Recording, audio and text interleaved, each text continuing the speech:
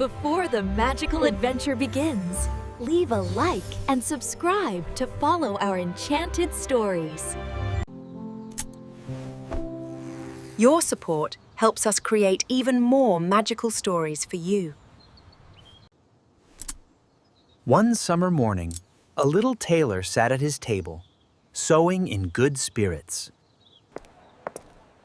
A peasant woman cried down the street, "Good jams, cheap jams." The tailor called out, "Come here, dear woman, and relieve yourself of your wares." He bought a quarter of a pound and spread the sweet jam on his bread. The smell attracted flies, which swarmed down and settled on the bread. "Who invited you?" cried the tailor, trying to chase the unbidden guests away. But they would not leave, so he grabbed a cloth and struck them mercilessly.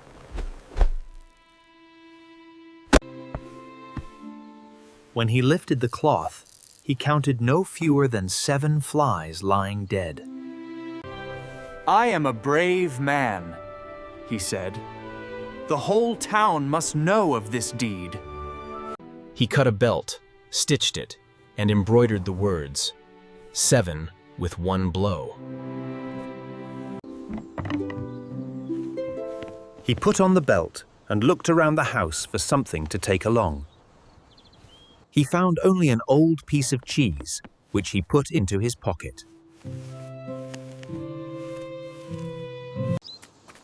At the gate, he saw a bird caught in a thicket and pocketed it too. With a light heart, he took to the road, his legs nimbly carrying him forth. The tailor went on and came to a giant sitting on a mountain. The giant read, 7 at 1 blow, and thought they were men the tailor had killed. The giant took a stone and squeezed it so hard that water dropped from it. The tailor squeezed the soft cheese until the whey ran out. That was a little better, wasn't it? The giant picked up a stone and threw it so high that the eye could scarcely follow it.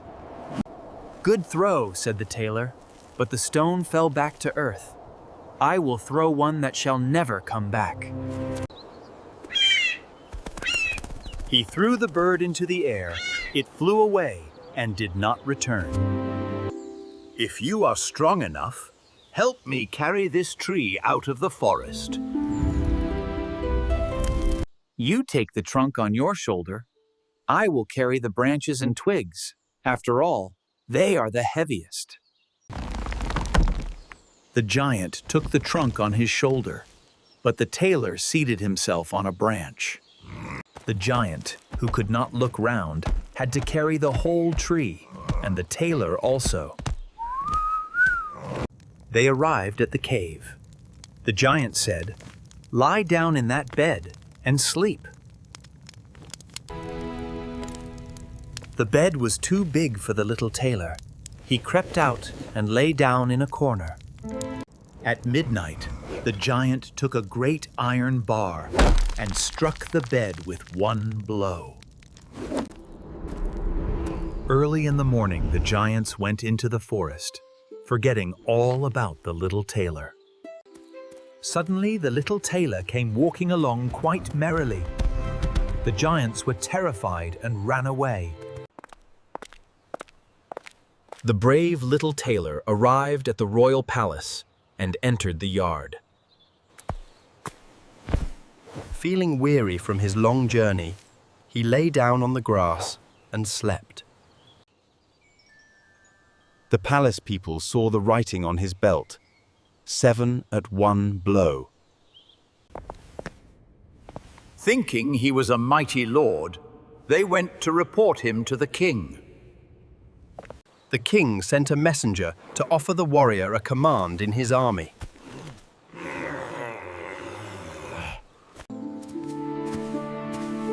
The tailor woke up and gladly accepted the king's offer to serve him. The little tailor filled his pockets with stones and climbed up a tree. He dropped a stone on the first giant, who woke and shoved his companion. The tailor then hit the second giant, and they began to argue violently. They uprooted trees and beat each other until they both fell dead. The king commanded the tailor to catch a fierce unicorn in the woods. The beast charged wildly, but the tailor stood firm before a tree.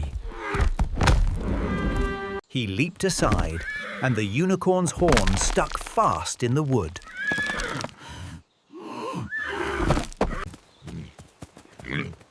Next, a wild boar hunted him down near an old forest chapel. The tailor ran inside the sanctuary, and the angry boar followed him.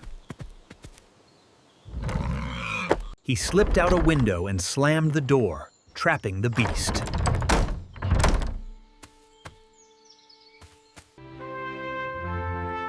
The wedding was held with great splendor, but little joy for the king. So the little tailor became a king, and the princess his queen. Boy, make the doublet. Later, the young queen heard her husband talking in his sleep about thread and needles. She complained to the king. Who promised to have servants carry him off that night. But the tailor's armor-bearer, who was loyal to him, warned him of the plot.